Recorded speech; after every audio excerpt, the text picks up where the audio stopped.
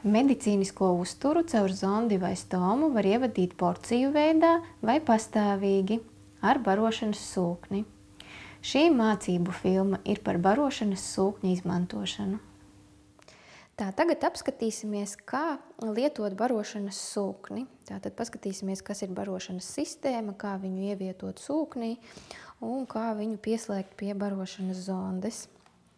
Tātad šis te aparāts ir barošanas sūknis, kuru tātad var izmantot, lai nodrošinātu ēdināšanu bērnam caur zondi. Šis te aparāts ir viegls, pārnēsājums, viņš darbojas arī uz baterijām, un viņu var uzlādēt no strāvas.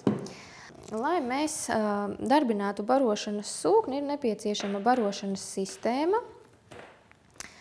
Šeit viņa jau ir izņemta no iepakojuma. Šīs te sistēmas ir dažādas. Šī te konkrētā sistēma ir barošanai no pudelītes. Tātad šeit mēs to varam redzēt pēc šī te gala. Šo te galu varam uzskrūvēt jebkurai barošanas pudelītei, kurā mums jau ir sagatavots barošanas maisījums. Šī te daļa sistēmai ir daļa, kas būs ievietota barošanas sūknī. Tātad, kā tad ievietot sistēmu barošanas sūknī? Tātad mēs šeit redzam gumiju, kas ir diezgan stingra un diezgan elastīga. Mēs viņu varam nedaudz pastiept. Un šis te ir aplis, kas griežās, un pateicoties tam darbojas sūknis un maisījums no pudelītes nokļūst zondē. Tātad šeit mums ir svarīgi zināt tādu lietu, atšķirt, ka ir tātad šeit viens vadiņš, kas iet uz pudelīti, un viens vadiņš, kas ies tālāk uz zondīti. Un šeit mēs arī uz sūkņa redzam apzīmējumu in, tas nozīmē, tas būs vadiņš, kas nāk no pudelītes, un out, ir uzzīmēts bērniņš, tātad tas būs vadiņš, kas iet uz zondīti. Un tātad mums ir svarīgi tieši šādā virzienā arī šo te sistēmu ievietot sūknī. Kā mēs to darām? Mēs nedaudz pastiepjam šo te gumīņu un uzliekam uz šī te diska. Un šeit mēs redzam, ka te ir drusciņi nedaudz jāpastiep viņa garāka, un tātad šādi viņa brīvi ievietojas sūknītī. Taisam ciet. Tālāk šeit mēs redzam, šeit ir barošanas sistēmā ir krāniņš. Ar šo te krānu mēs varam regulēt, vai bērns saņems maisījumu no pudelītes. Tātad mums ir šādas te bultiņas, ja mums viņas ir šādā virzienā, tad maisījums šķidrums varēs tecēt arī šādā virzienā pa trubiņu. Savukārt, ja mēs gribam iedot bērniņam zāles barošanas laikā, mēs to varam izdarīt, bet tad mums ir jānoslēdz krāns tādā veidā, ka šis te virziens uz barošanas sistēmu ir slēgts. Ja? Tātad no šejienes maisījums nevarēs nokļūt, un tātad šeit šis virziens ir atvērts. Tātad šeit mēs varam pievienot šļircīti un iedot bērniņam zālītes.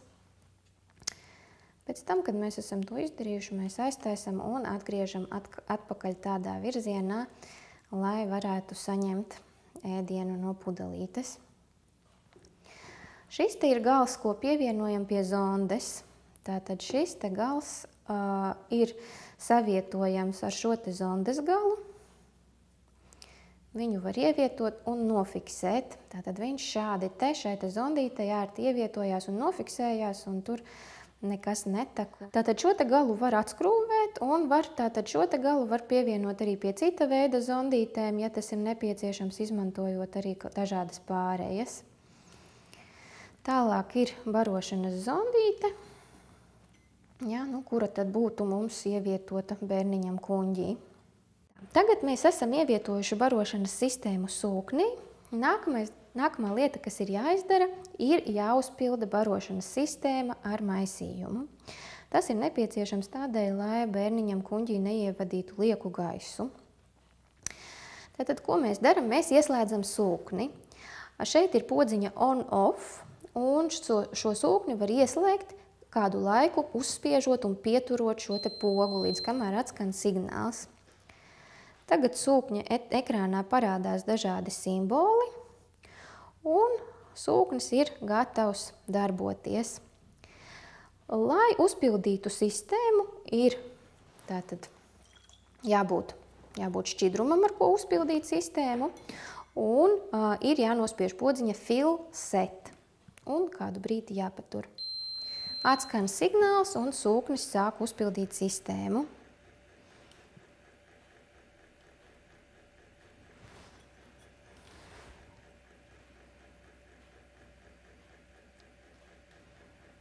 Tātad sistēma pildās kādu laiku. Šis pildīšanas ātrums parasti ir lielāks nekā ātrums, ar kādu tiek bērns barots. Un sūknis pats apstāsies un atskanēs skaņas signāls tad, kad sistēma būs uzpildīta. Tātad dažreiz sistēmas uzpildīšanas laikā mēs varam redzēt gaisa burbulīšus sistēmā. Par to uztraukties nevajag, nedaudz gaisa ir pieļaujams, tādēļ, ka šī te nav intravenozās injekcijas sistēma, kur gaisa nedrīkstētu būt vispār. Šī te ir sistēma, ar kuru mēs barosim bērniņu kuņģī, un, kā mēs zinām, kuņģī gaiss drīkst būt.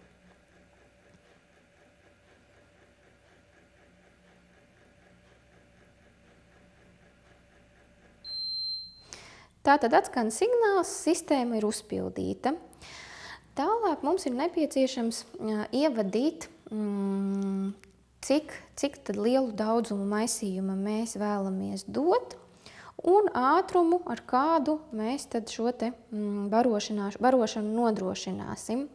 Tātad šeit uz sūkņa ir podziņa dose, kas nozīmē, tātad nospiežot šo te pogu, mēs varam ievadīt devu, vienas ēdienreizes devu. Piemēram, tie varētu būt 100 ml. Šo te mēs varam mainīt ar plus mīnus. Tātad nospiežam plus un pieturam, līdz mēs iegūstam vajadzīgo skaitli. Nākamais. Mums ir jāuzstāda ātrums, ar kādu mēs bērniņu barosim. Tātad mēs nospiežam podziņu mililitri stundā.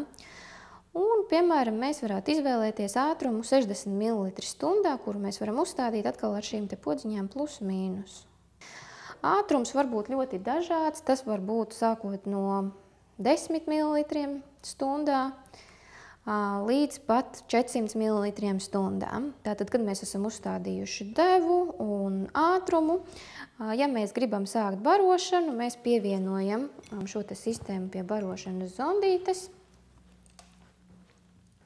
Un, lai sūknis sāktu darboties, mēs spiežam pogu start, stop. Tātad ir svarīgi atcerēties, ka pudelītei ir jābūt vertikālā stāvoklī, tā, lai maisījums varētu tecēt sistēmā. Un pudelītei arī ir jābūt nedaudz virs, gultiņas, nedaudz paceltai. Tādēļ, ka, ja pudelīte būs ļoti zemu, tad arī šis te sūknis nespēs nodrošināt barošanu.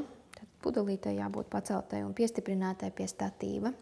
Vecākiem bieži vien rodas jautājums par to, ka sūknis dīvaini darbojas. Tātad tas, ko mēs redzam, ir tas, ka sūknītis kaut kādu brītiņu strādā, un pēc tam ir pauzīte, viņš apstājās, it kā neko nedara. Tātad tā ir pilnīgi normāla sūkņa darbība, un tas ir tieši tas veids, ar kādu tiek nodrošināts šis te noteiktais barošanas ātrums. Tad, kad mēs vēlamies apstādināt sūkņa darbību, mēs atkal varam spiest podziņu start, stop. Tad, ja kaut kādu laiciņu bērniņš ir barots, mēs jebkurā brīdī varam apskatīties, cik daudz no vajadzīgās devas tad bērniņš ir saņēmis. To mēs varam darīt, nospiežot pogu info. Tātad šī gadījumā tie mums ir 2 ml. Tad, ja mēs vēlamies sākt atskaiti no sākuma, mēs varam šo te daudzumu nodzēst, nospiežot podziņu clear. Tātad tas būs atkal tad 0. Tātad un atkal palaižam no jauna. Sūknis pats automātiski apstāsies tad, kad būs iedota noteiktā deva un atskanēs skaņas signāls. Ja mēs vēlamies, mēs varam iestādīt arī pastāvīgu barošanas režīmu. Tas nozīmē, ka sūknis apstāsies tad, kad būs tukša pudelīte.